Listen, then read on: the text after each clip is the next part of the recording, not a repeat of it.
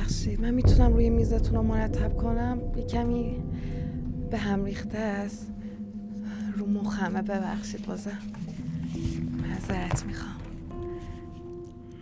اومده چی پیش شما گفته؟ نمیفهمم راستش مشکل چیه. شاید دیگه دوستم نداره، یا نمیدونم دیگه براش جذاب نیستم، یا نمیدونم خودمم. انگار دیگه چند وقت یه جوری شده. شاید مشکل من باشم، مطمئن نیستم. نکنه.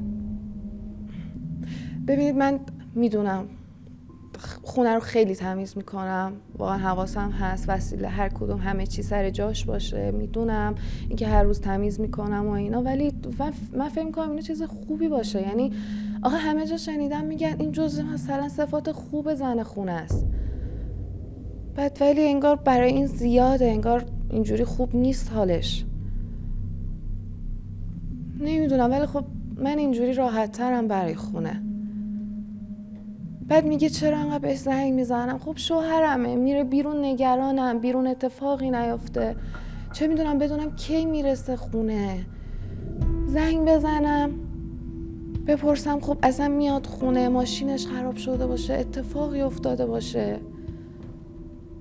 بعد وقتی میخواد بره سر کار، معمولا پشت سرش آب میریزم که برگرده. شاید 2-3 بار این کار رو حتما انجام بدم که مطمئنشم انجام دادم.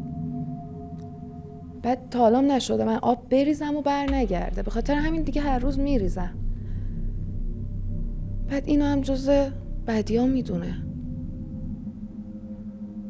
بعد خب ببخشید دور از جون شما باشه، ولی خب آقای دکتر مرده، میره دستشویی، من نمیدونم اونجا چی کار میکنه. من حتی مطمئن نیستم وقتی میره دستشویی میشینه کارشو بکنه. یعنی به خاطر همین هر وقت میاد بیرون من سریع بعدش میرم تمیز میکنم. به جاش دستشویی من همیشه تمیزه، بوی گل میده، اصلا میشه کفش دراز کشید، خیلی تمیزه دستشویی.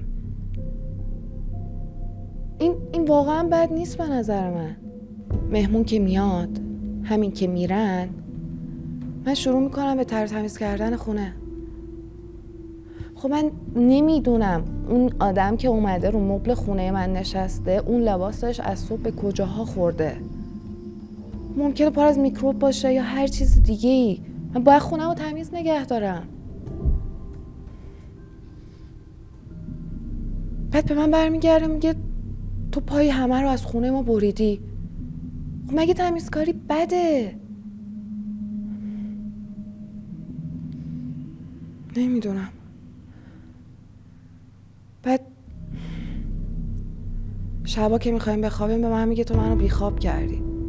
سر چی؟ سر این که من پا میشم برم چک کنم در قفل شده باشه. خب این که من مثلا 10-12 بار اصلا پاشم برم در خونه رو چک کنم بهتره، یا اینکه دزد بیاد خونمونو بزنه؟ خب قطعاً که من برم چک کنم بهتره دیگه ها. یا در طول شب پا میشم برم چک کنم ببینم پتو از سر بچه نرفته باشه کنار.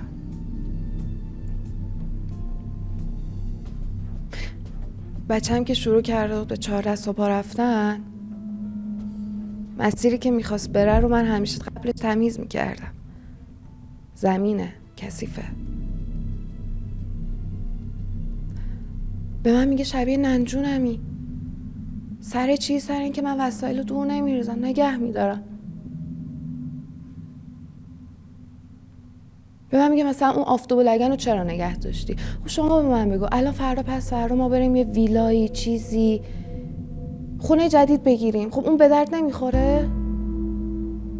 چرا دیگه به درد میخوره. وای هفته پیش بود، رفتش کیف مدارک رو باز کرده، دنبال سند میگشت. کارنامه دبیرستان منو دید، یه قشقلقی به پا کرد که تو چرا اینا نگه داشتی.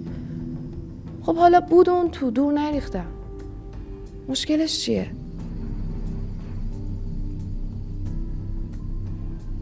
میدونم،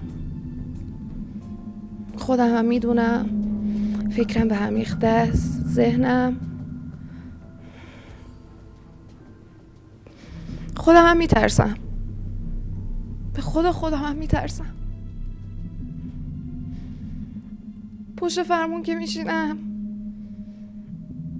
پامو میذارم رو گاز، سرعتم میره بالا میره بالا میره بالا میره بالا میره بالا و اینجوری هم که نکنه الان نگرانم یا کسی رو بکشم، خودم رو بکشم، نمیدونم به خودم هم میترسم. خودم هم حالم خوب نیست، میدونم ولی نمیدونم چی کار کنم، فقط همین.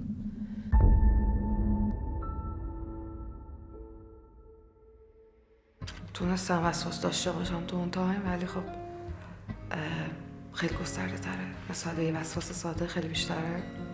سر همین امیدوارم تونسته باشم خوب نشون داده باشم، امیدمه. فقط از ته دلم امیدوارم که یکی این فیلم امروزم رو دید، متوجه مشکل کسایی که وسواس دارن شده باشه، یعنی تونسته باشن انتقال داده باشن، و اینکه اگه جذب شد واقعا رای بده، نه سر هیچ چیز دیگه ای.